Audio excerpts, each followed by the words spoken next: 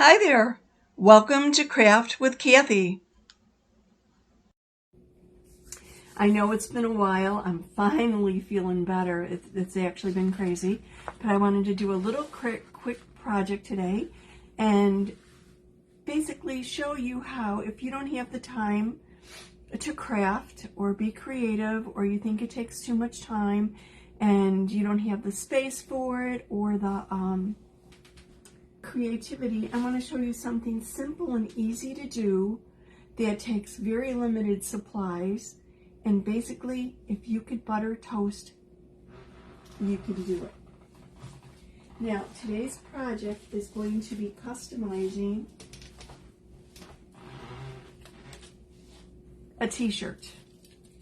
And I actually fell in love with inking when I was wearing a brand new shirt. It was green, kind of similar to this. It had long sleeves. It was not a tee.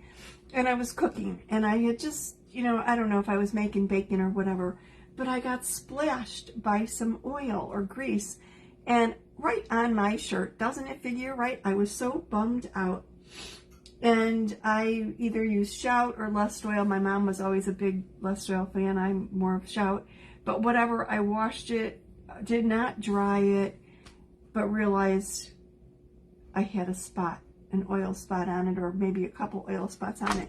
And I was so bummed. I had only worn it the one time. So I was thinking of putting it in the donate bucket, and then it was like, wait a second. What if I ink it and strategically place a design over the little oil droplets? Well, it worked out really, really nice. So nice, so that after I had heat set it, I wore it the next day to a family outing, and people actually commented on my shirt and wanted to know where I got it. And it was like, okay, I could tell them where I bought it, but I didn't really tell them that I customized it or personalized it myself or why I did it, right? So that's how I fell in love with inking. And inking is really simple, quite similar to chalking. The only thing is inking, when you use ink, you have to heat set to make the ink permanent.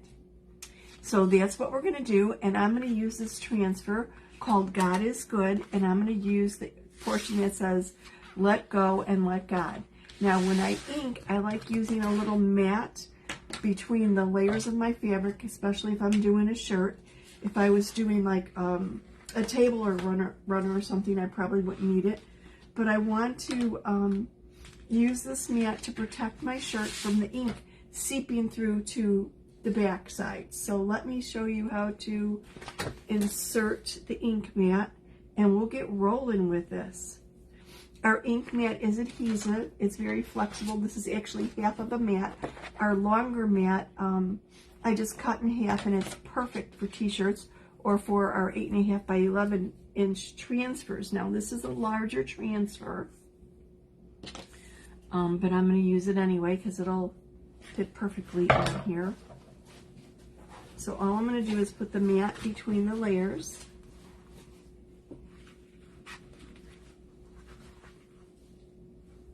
And the mat is sticky, so once I have it in place, to feel it, oops, there goes my transfer flying through the air. I want to press the fabric down onto it, just feeling the edges here, and make sure I don't have any wrinkles or anything. Let me get my little wrinkles out of here. If you don't have an ink mat, you could use a piece of cardboard. I like using an ink mat because, like I said, it's adhesive and holds the fabric in place. Now, for those of you who've seen me chalking before and fuzzing my transfer, when you are inking, you do not need to fuzz your transfer because you are putting it down on fabric. I'm just trying to feel to see where I've got my mat to make sure I've got it in the right place. Okay. Okay, very good. So I'm going to take this portion off that I'm using.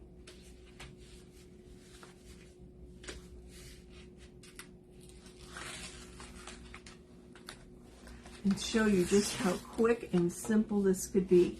Seriously, if you think you don't have the time, you've got the time for this. And wouldn't it be so cool to wear something that you customized? I'm actually thinking of doing a little monthly inking club, like a monthly t-shirt club. I think that would be lots of fun. Okay, this looks straight to me.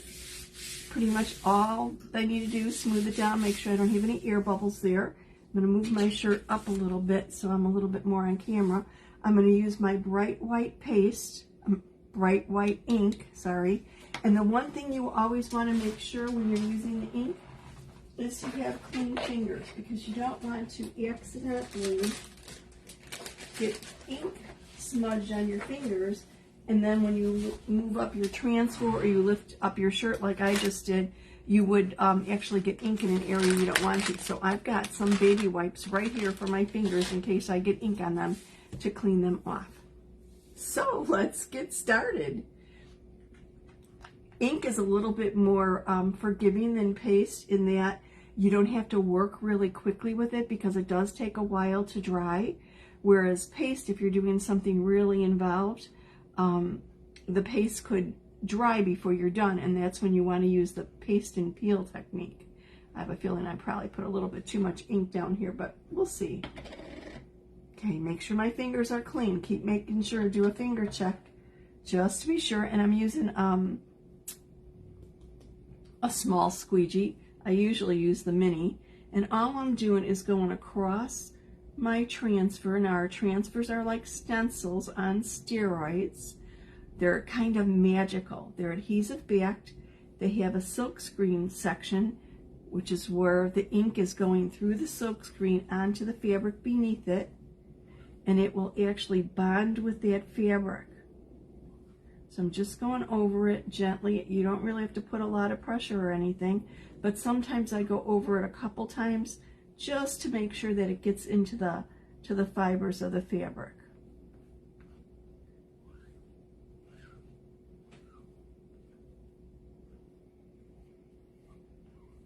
And then you'll smooth it out just like you would do with chalking and remove any excess ink. Then you remove the transfer.